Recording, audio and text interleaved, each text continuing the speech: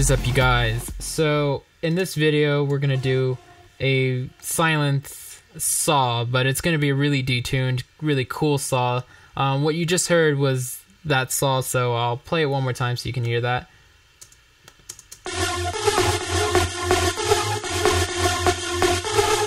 So it's a really kind of like detuned, kind of chorusy type of saw. It plays really well with other layers like you heard in the beginning, so it's a really interesting saw. And if you've already been to my Facebook page and you've downloaded my updated Sylenth bank, then you'll probably already have this patch. It's number 101 K-Say Days Saws. So I think the updated patch, or updated bank on my Facebook has all 115 presets so far. I gotta see if I've updated that. It's just been a while since I've checked that. So let's just get straight into it. So we're gonna go here to menu, we're gonna initialize, and that'll give you a blank preset so that you can start crafting this. So first thing we're gonna do is bring up the polyphony to 16, and in both oscillator 1 and 2 we're gonna bring the voices up to 8, saw waves on both, retrig on both, and volume up on all the way. And we're not going to play with the octaves. So on oscillator 1A, or A1, we're going to bring the fine tune to 0.14. We're going to put phase at 190 degrees, detune to 4.43, and we're going to play around with the pan knobs. So we're going to bring that to negative 2.38, and then on part, or oscillator 2A, or A2, we're going to put that to 248. So let's check this out. So we got some phase going on here at 241.71 degrees, detune at 6.24, and that's invert is on as well, and we got a little bit of fine tuning here at negative 0.11. So hopefully I didn't go too fast. I try to kind of pace myself so you guys can keep up and not have to pause as much, but I know you'll probably have to do a little bit of that, granted that it's a tutorial. So let's go to the amp envelope. So we're not going to play around with the attack, it's fine where it is by default. The decay is at 5.17, sustain is at 10, which is just up all the way, and release is at 3.72. So let's go to the filter A. So filter A, we're going to just bring the cutoff to 2.98 hertz. I don't know why I was going with 40, but it's 2.98 hertz. Reso just all the way down is fine, and drive is at 3.29.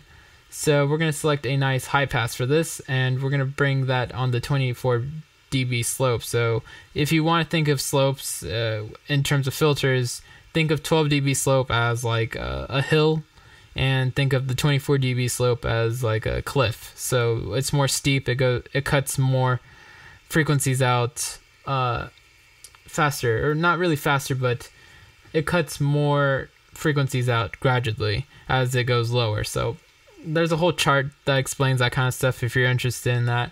It's just real audio engineering type nerdy stuff. Just know that one is more slow, just cuts more out.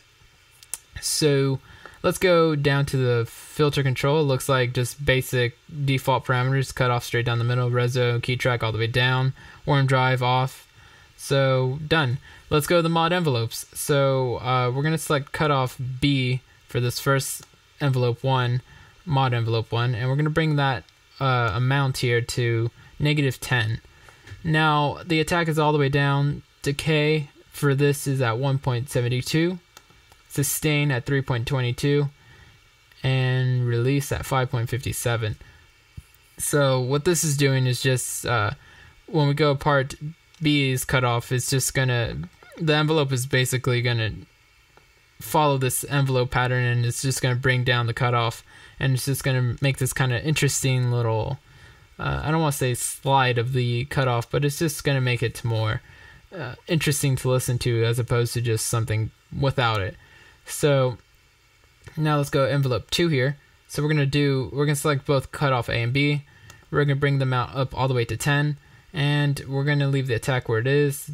Decay is at 1.78, sustain at 7.70, and release is at 2.93. So let's move on to the LFO1. So the LFO1, you can choose if you want to do this or not. Just ignore this right here. Let's take that off. This is a very slight amount of LFO. So if we go to the mount here, we can see that's at 0.10. So that's like the lowest amount that we could possibly apply. But what this is doing, it's just detuning it with the LFO so little amount of it that it might be hard to hear, but I kind of, in my ears, prefer it with it at that amount than completely off. So it depends if you can hear it or not or whatever. But we're going to select pitch A and B, put it to 0.10. You can add more or less if you want in mount, if you want to hear it more. We're going to put the rate at 128D, gain up all the way, and offset to 6.19. And that's a sine wave. So let's move on from that. So we have a little bit of pormento time that I've thrown on here at 3.9D. And let's go to part B now. So part B. So we're going to select a saw wave right here. 8 voices. I was going to say we're going to do saw wave on both of these, but it looks like I have a triangle wave on B2. So it's kind of interesting combination that I decided to go away from just 4 oscillators of saw.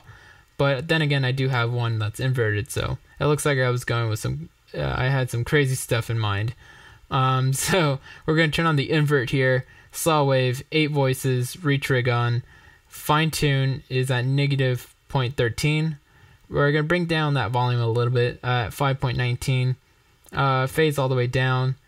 Detuned to 3.67. Stereo is fine where it's at, and no pan. We're just going to leave the pan straight down the middle. So let's move on to oscillator B2. So we're going to have that triangle wave. We're going to bring that up to 8 voices, retrig on, and we're going to have a little bit of fine tune here at negative 0.09. We're going to bring down the pitch down 2 octaves. Let's see, we got a little bit detune here at 0.33, 4.33, and the stereo is at 8.43. And let's see, so let's go to the filter B. So filter B here is a high pass on the 12 dB slope. I don't know what's up with me. I'm just saying everything wrong. The cutoff here is at 40.57 hertz. Reso all the way down, and drive is at 1.57. Sometimes when I do this, it just feels like I'm reading off shit. But then again, I do that so I don't have to remake the synth exactly to how I had it before. I would just have to be looking at it on another computer and copying it there. So I mean, that's just a little YouTube thing. Because I've done videos where I remake a synth that a preset that I've made, and it doesn't sound exactly like it compared to the version that I show off at the beginning, and people don't like that. I get it, but when I make these patches, it's like I'm not really following exact instructions. I'm just playing around with the parameters, making something. So it's not like something that's a technique that you can memorize, like FM synthesis. Like I can memorize how I make FM growls pretty easily, because that's more of a technique, a strategy with synthesis, as opposed to this where it's just like basic 4 saw waves or 4 saw oscillators and retrig on, and from there you can do whatever you want. So just saying, I don't know why I went into this whole rant out of nowhere. It's kind of funny. Rant over, I suppose. So I'm not sure if I said drive, but that's at 157. And let's go down to our effects here. So we have a little bit of reverb here. So the dry width's at 40%, damp is at 2.71, and width and pre-delay look like where they are by default, and same with size. So these are all default settings right here. Actually, pre-delay, bring that down all the way. And the compressor here, I just engaged it. I just turned it on. So we're done with Sylenth. So now you should have something that sounds like this. And just ignore the filter here. The filter here is just, cutting out a little bit of that high end. So the one thing that I do like to do in terms of sound design before mixing is I like to do a little bit mid-side on some of these kinds of things. So I did a video the other day that was about mid-side, and I maybe showed off a particular instance of it that's a bit exaggerated. So I kind of wish I had maybe shown something like this for that video, which is my biggest tip ever video, something like that. So what I did in that video is I put the mid gain like all the way up and the side almost all the way up, but that's what worked for that track. So it's kind of, I can't really just, but I don't know. I should have shown something more subtle like this, because this is how I use it like 97% of the time. My settings for the mid would be around 5 dB or so. The side gain might be like 9 dB or so, or in here it's like at 4 dB, something like that. So what I did in this instance that's different from that video was I put the mid-side plugin in a group, and then I added some chains. So what a chain is, it's parallel processing. So basically the mid chain is all these plugins right here, and then when I click on the side, it's the same plugins but with different settings. You can also add different plugins to each chain and blah blah, so you get the idea there. So on the mid, what I did was I grabbed the mid-side plugin, I muted the sides, and then I just added that gain, so that way I could sidechain the sides, the mid differently from the sides. So this is the mid's sidechain, so it's just a nice and tight envelope right here on the Kickstart plugin. Really good plugin. If you don't have this, it's only $15. Really recommend it. Saves a lot of time for sidechaining. And the mix is at 78% here.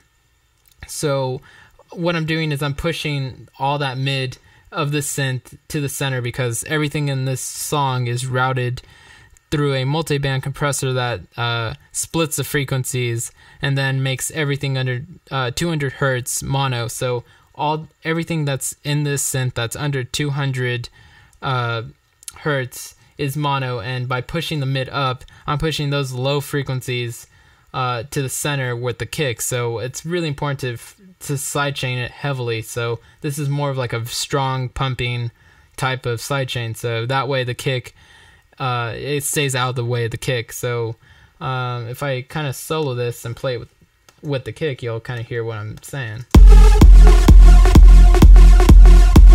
as opposed to the sides, which is a little bit less sidechain. So now if we go back to the sides, wow, I'm really fucking having a brain fart.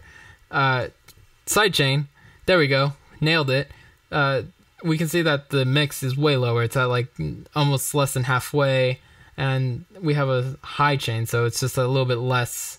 It's cutting out less at the beginning. So if we hear that in comparison, it sounds like this.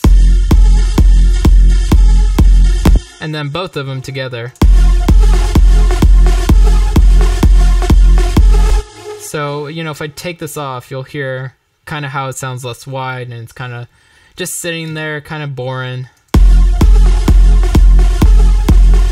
Very flat sounding. So now with the mid-side processing, I've added more sides and more amplitude in the center, and then applied different sidechain to both of those. So it does a lot of interesting things there.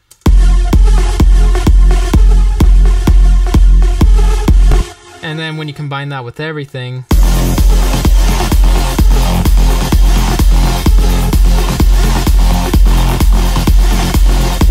it equals cool stuff. So hopefully you guys like this tutorial. Leave a like if you did, and I'm going to start trying to do more daily videos. It's just my internet's been crap. My recording program has been glitchy.